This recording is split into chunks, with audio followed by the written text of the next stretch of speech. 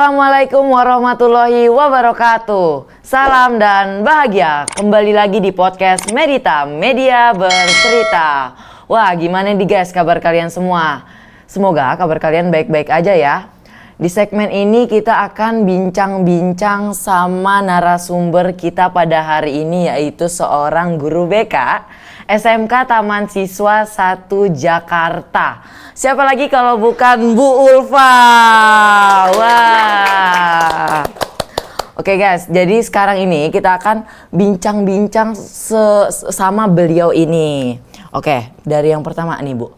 Saya mau nanya tentang, menurut Ibu, pengertian sex education itu apa sih Bu? Wah, udah pembahasan sex education ya kita ya? Iya. Oh betul. gitu ya. Oke. Sex education, kalau menurut Abi, sex education tuh artinya apa? Kalau menurut saya sih Bu ya, sex education itu edukasi tentang seks. Iya. Oh. Terus gini, kadang orang suka bilang sex education itu cuman sekedar seks kegiatannya. Tapi Iya. sebenarnya yang dibahas tentang sex education itu banyak.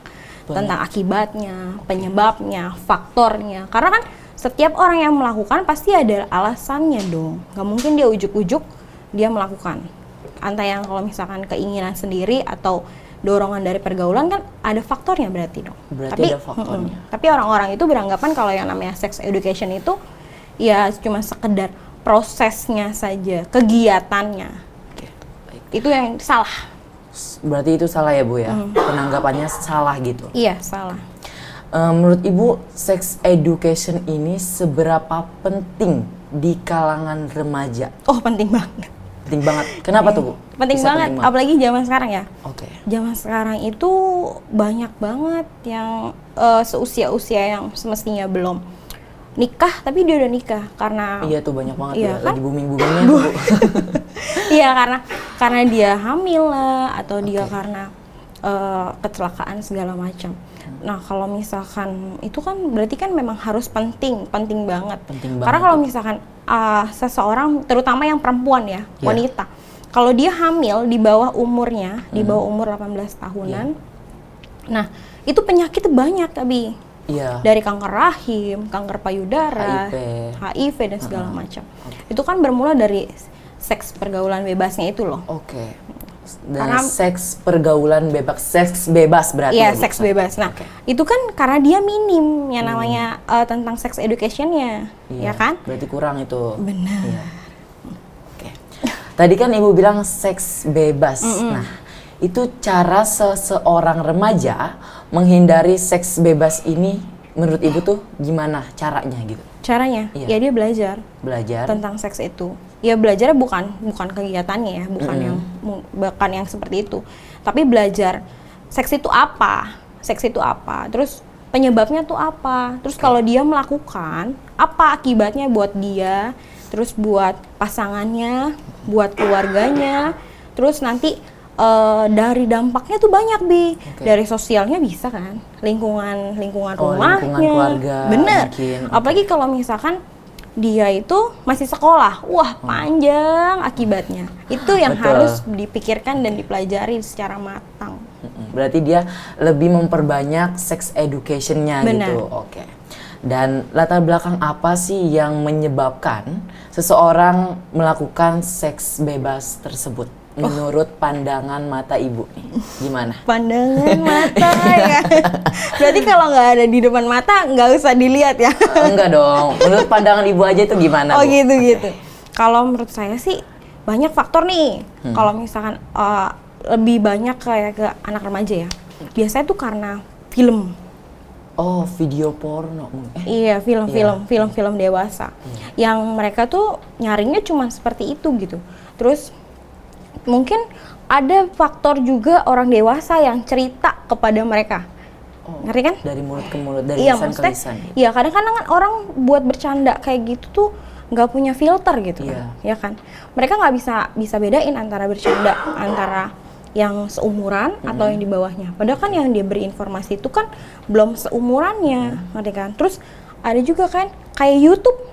Oh Tuh, iya, ya kan? sekarang banyak tuh YouTube. YouTube tuh banyak, itu gampang banget Apalagi di era digitalisasi sekarang ini ya, Bu. benar. YouTube itu banyak banget. Kalau misalkan kita salah-salah klik aja kan udah aneh-aneh, ya kan? Terus ya kedua, nahan nafsu gitu. Bukannya nahan nafsunya kayak gimana tuh kan? Maksudnya kayak ya pertama itu karena dia harus banyak educationnya dulu dong, pengetahuannya dia tentang seks itu. Terus tahu itu seks itu apa Iya gitu. benar. Bahayanya Kalau misalkan apa ya? memang sudah waktunya dia sudah siap, ya nikah gitu. Ya mbok nikah aja gitu. Terus kalau misalkan memang dia belum siap, ya makanya perbanyak iman gitu. Ngerti kan maksudnya? Tapi banyak juga ada yang rajin sholat, rajin ibadah gitu.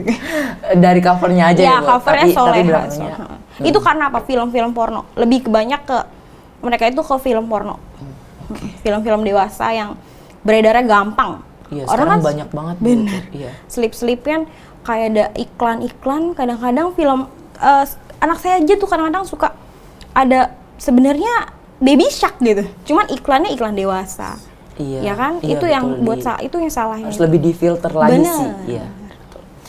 Nah, tadi kan bagaimana cara menghindarinya. Nah, sekarang saya nanya bagaimana cara remaja untuk mengatasinya agar tidak terjerat seks bebas. Ya itu, kalau misalkan itu ya belajar lagi. Belajar Lagi tentang sex penyebabnya. education. Oke. Penyebabnya, terus itu juga kalau misalkan biasanya ini yang laki-laki ya kan. Laki-laki itu biasanya film-film porno kayak gitu ya kan banyak ya kan koleksinya ya kan aku.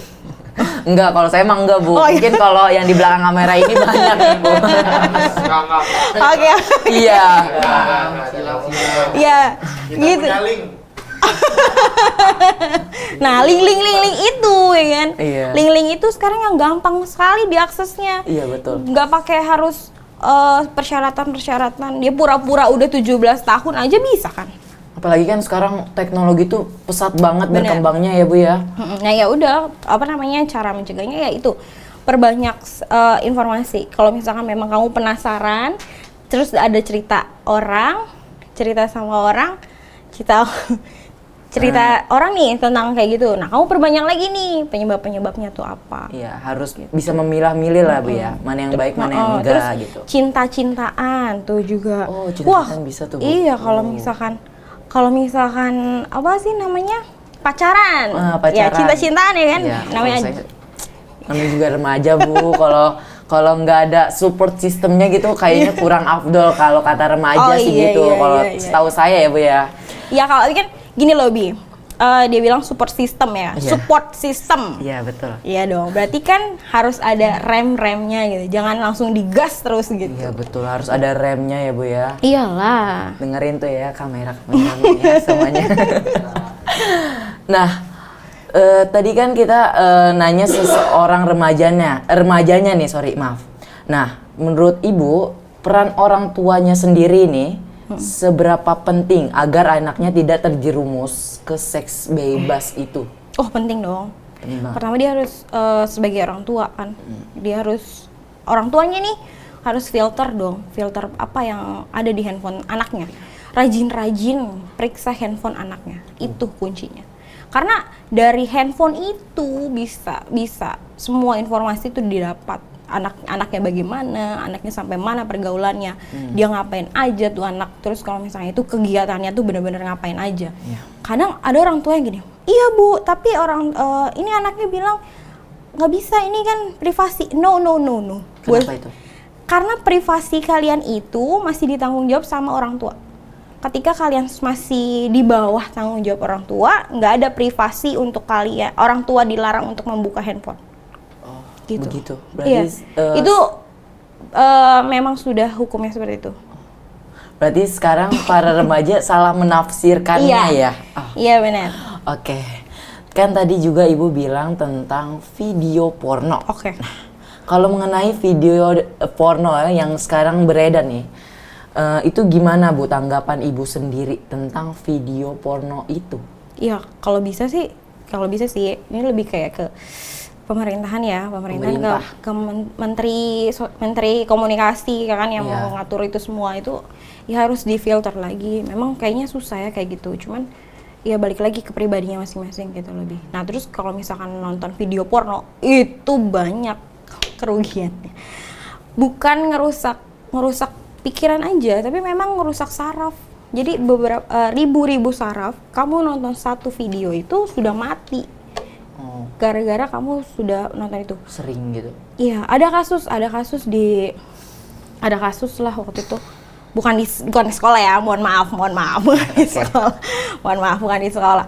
Ada kasus, jadi anak itu sering nonton video nih, video porno. Nah, karena sudah terbawa sama film itu kan otaknya sudah mulai error ya. Nah, dia melakukan tindakan kayak misalkan colek-colek temennya tanpa sadar. Ngerti nggak, Bi? Ngerti. Jadi termasuknya itu pelecehan. Pelecehan, kan jatuh kan pelecehan kan? Oh iya. Tapi kalau ditanya, dia nggak sadar, dia refleks melakukan itu karena memang itu sendiri. sudah, karena film porno itu udah merasuki alam bawah sadarnya gitu lebih. Oke. Paham kan maksud saya? Paham. Ya kita bahasa itu aja ya. Oke, baik.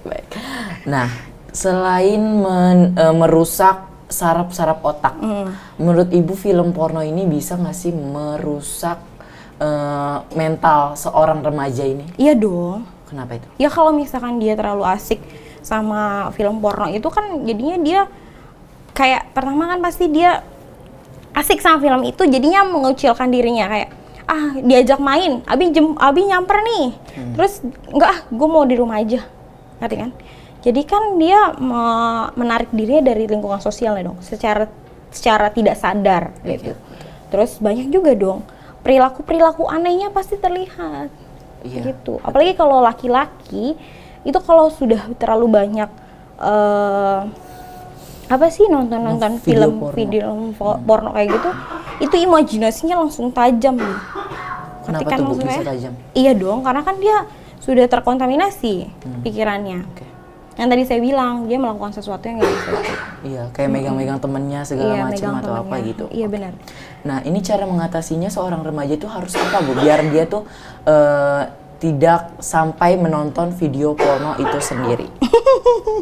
Menurut Ibu aja gimana? Ya balik lagi, dia harus benar-benar tahu sebab akibatnya kalau dia menonton film itu. Terus kedua, ya benar-benar kalau dia itu harus deketin sama Tuhan. Ya kalau Islam dia benar-benar harus beribadah. Kalau memang sudah usianya dia punya hawa nafsu tinggi, kan di Islam diajarkan berpuasa, ya kan? Ketika kamu tidak punya pasangan untuk kamu melampiaskan nafsu kamu gitu ibaratnya, ya kamu harus puasa, nahan diri untuk puasa, gitu.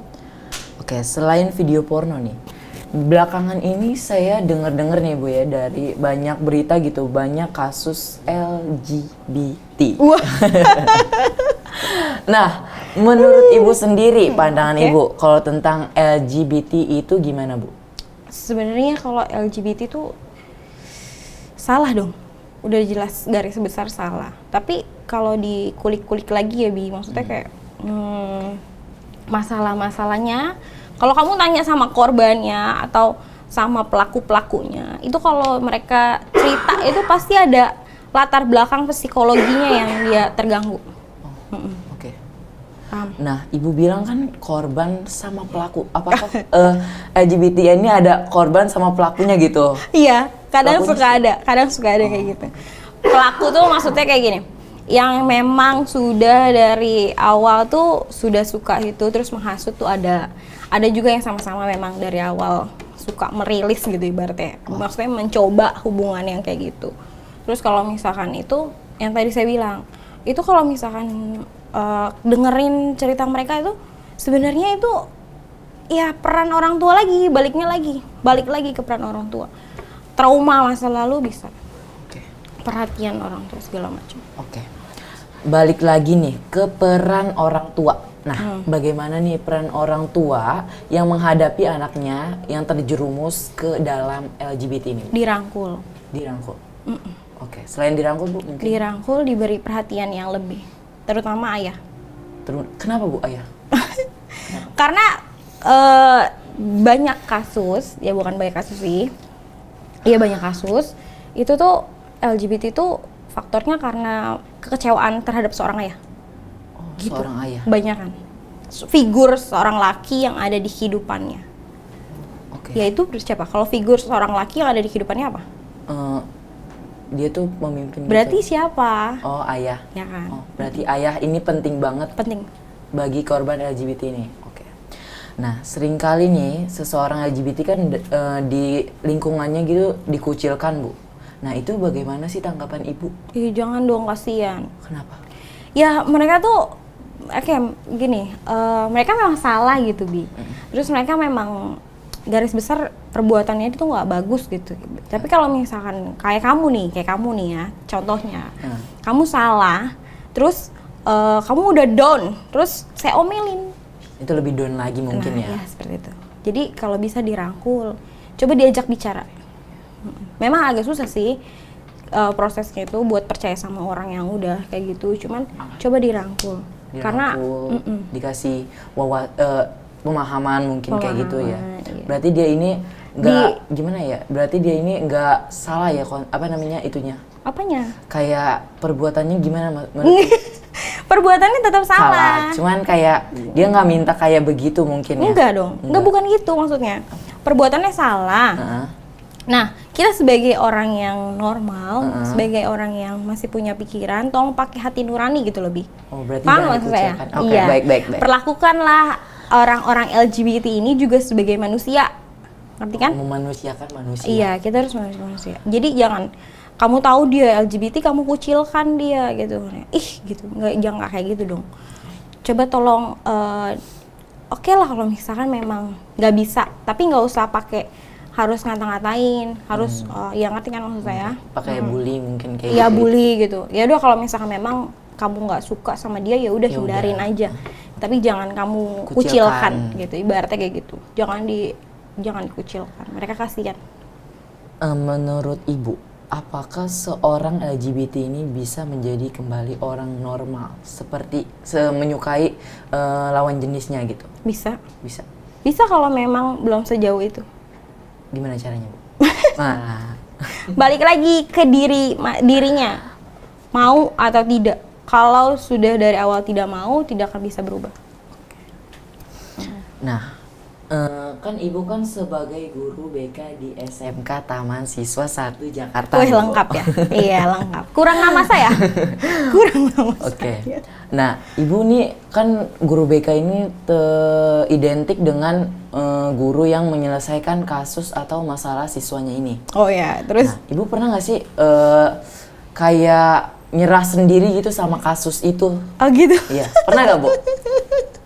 Kalau saya gini, cerita ya. Iya, cerita nih. Saya itu masuk Taman Siswa itu 2018. Iya, tahun 2018. Saya itu guru BK pertama di SMK Taman Siswa. Guru BK pertama. Jadi baru saya nih. Dengerin dulu, belum selesai. Iya. Jangan terkagum-kagum. Nah, terus selama 2018 sampai 2023, itu saya sendiri megang 3 angkatan. 12, 11, 10. Itu. Kalau dibilang, saya pernah nggak angkat tangan soal kasus? Alhamdulillah belum sampai seperti itu. Karena biarpun saya gini, karena saya itu di sini, saya sendiri Bi, ya kan? Tapi saya dibantu sama kajurnya, terus wakil-wakilnya bantu. Jadi kalau misalkan memang iya, ada beberapa masalah yang harus saya obrolkan dengan para kajur, para wakil, terus tim manajemen lah ibaratnya. Pokoknya tim pamong di Taman Siswa gitu kan. Jadi harus ya mereka mau bantu gitu. Alhamdulillahnya seperti itu, Abi. Jadi saya merasa kayak nggak susah tapi nggak sampai aduh menyerah gitu. Enggak sih, alhamdulillah belum sampai kayak gitu. Karena selama ini yang saya jalankan semua itu saya dibantu di gotong royong gitu. Nah, kan siswa yang bandel gitu. Oh ya, bandel. Bandel. Siswa bandel itu menurut Ibu tuh karena faktor apa sih, Bu? Siswa yang bandel ini mungkin karena faktor apa menurut Ibu, pandangan Ibu? Bandel ya? Ya, bandel jangan banget dong, gitu. Mbak. Jangan ngomong bandel. Spesial. Iya, spesial. Oke, gitu, spesial. Iya, Nah, menurut Ibu itu karena faktor apa? Banyak, karena pergaulan, terus karena perhatian, butuh perhatian. Terus karena dia kurang perhatian juga ya, jadinya dia kayak gitu mungkin. Bisa jadi kayak gitu. Bisa jadi juga karena anak ini mau cari perhatian aja sama gurunya. Bisa jadi kayak gitu. Spesial. Nah, Guru BK ini tentunya harus mempunyai sikap yang sabar, sesabar malaikat. Jatuhnya lebay banget ya, Bu ya. Nah, itu tips and triknya mempunyai sikap sabar itu sebagai guru BK itu gimana sih? Menurut kamu, Ya. saya sabar? Lumayan sabar sih orangnya kalau menurut saya ya. Nah itu gimana tuh Bu tips and triknya buat orang tua di rumah biar anak kita tuh sabar banget nanggepin anak-anak yang spesial ini. Oh spesial ya? Ya. Ajak bicara. Ajak bicara, kemudian? Ajak bicara. Kalau misalkan itu tanyain baik-baik sama mereka. Kalau memang sudah tidak bisa diajak bicara, coba diajak kayak beri perhatian lagi gitu. Nanti kan maksudnya. Okay. Jadi kan nggak ada perubahan yang seinstan-instannya gitu loh, Bi. Butuh proses. Mereka tuh anak-anak tuh kadang-kadang suka cuman sekedar untuk disapa, ditanya aja. Udah cukup buat mereka. Oke. Nah, Begitu. kita ngomongin melenceng sedikit nih Bu. Kan tadi Ibu bilang Ibu masuk ke sini 2018. Iya. Kamu kelas berapa tuh? Saya belum masuk Bu. Kamu kelas berapa? Oh, kalau saya 2018 itu kelas 6 kalau nggak salah deh Bu. Kelas 6 kayaknya Bu. Nah, itu 2018. Nah, kenapa Ibu lebih milih guru BK? Dibandingkan banyak nih guru perfilman, guru pemasaran, guru akuntansi, guru segala macam lah kan ada tuh guru-guru matematika. Nah, itu Ibu kenapa lebih memilih guru BK ini, Bu? Karena saya lulusan dari BK. Gimana dong? Hah? Gimana, Bu? Ya karena Lulusan saya dari lulusan dari BK, saya kuliah itu ngambil BK. Oh, bimbingan Iya, masa konseling. saya harus guru BK? Saya lulusan BK, saya ambil perfilman gitu kan. Gitu. Salah. Iya dong. Iya, Saya betul. kenapa ambil BK jurusan pas sambil kuliah itu? Iya. Iya, Ibu boleh kuliahnya kikuk di gak? mana, Bu? Kikuk gak tuh? Saya UNJ. UNJ, Universitas Jakarta. Universitas Negeri Jakarta. Jurusan bimbingan dan konseling. Oke. Iya. Terus kenapa saya ambil BK tuh gitu kan? Karena saya seneng denger orang cerita. Oh, Ibu berarti orangnya pendengar yang emang pendengar banget ya, Bu? Iya, tapi saya nggak suka tampil. Nggak suka tampil maksudnya? Iya. Capek buat saya tampil tuh gimana ya? Kenapa capek, Bu? Iya. Kamu percaya nggak kalau saya bilang saya introvert? Introvert? Saya nggak percaya, Bu. Soalnya selama ini yang saya kenal Ibu Ulfa itu seorang yang ekstrovert gitu, yang selalu nyapa orang, halo gitu. Iya gitu ya. Kenapa harus jadi introvert sih? Awalnya gimana, maksudnya? Maksudnya? Kan ke introvert nih, terus ke ekstrovert. Setahu saya Ibu Ulfa itu Karena kita harus bangun dari zona nyaman kita, Abi. gitu, Bu. Nah, Ibu menanggapi yang sekarang ini. Yang kita tahu kan sekarang ini generasi anak-anaknya generasi Z. Nah, pandangan Ibu generasi Z itu kayak apa? Oh, luar biasa. Kenapa luar biasa, Ibu? Luar biasa. Kamu ada segi apa dulu nih? Dari sikap. Dari sikap, ya mereka lebih kayak karena sudah mulai digital ya. Terus mereka pikirannya ya lebih modern aja kan. Mungkin lebih kayak adu gitu aja sih. Emang lebih wow. Tapi yang saya tahu generasi Z ini kalau dimarahin sedikit sama orang tuanya tuh langsung kayak ada pikiran bunuh diri segala macem nyerah sama hidupnya itu. Serem gimana Bu, banget tanggapan nih. Ibu? Iya, yang saya tahu dibaca Masalahnya. artikel-artikel gitu, saya bacanya itu.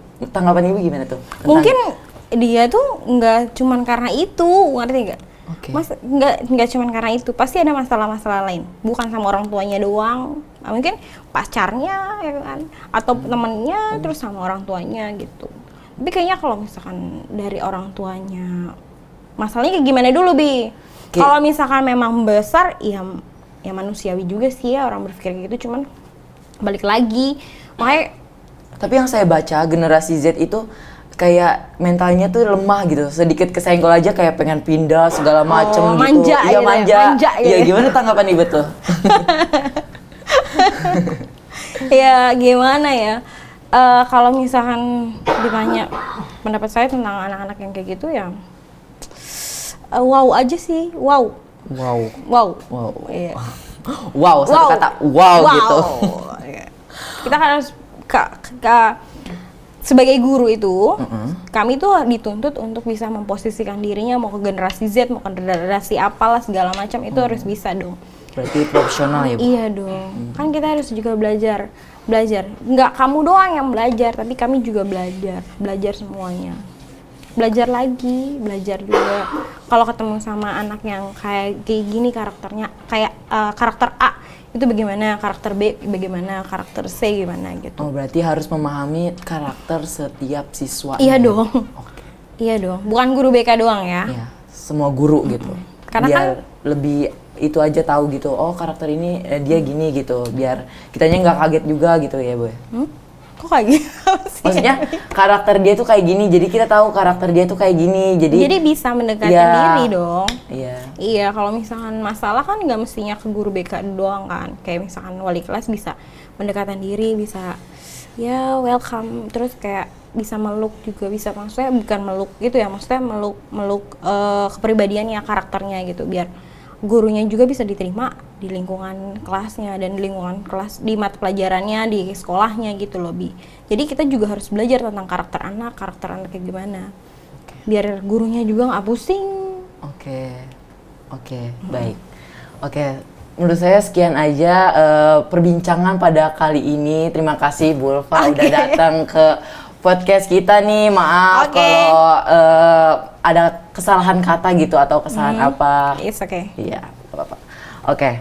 Buat kalian yang mau request siapa aja yang mau datang ke podcast ini, boleh langsung komen siapa aja yang mau datang ke sini. Nah, buat kalian jangan lupa subscribe, like, and comment, share sebanyak-banyaknya biar kita lebih semangat lagi bikin podcast konten pada podcast kontennya. Buat kalian terima kasih, dadah, salam dan bahagia. Salam.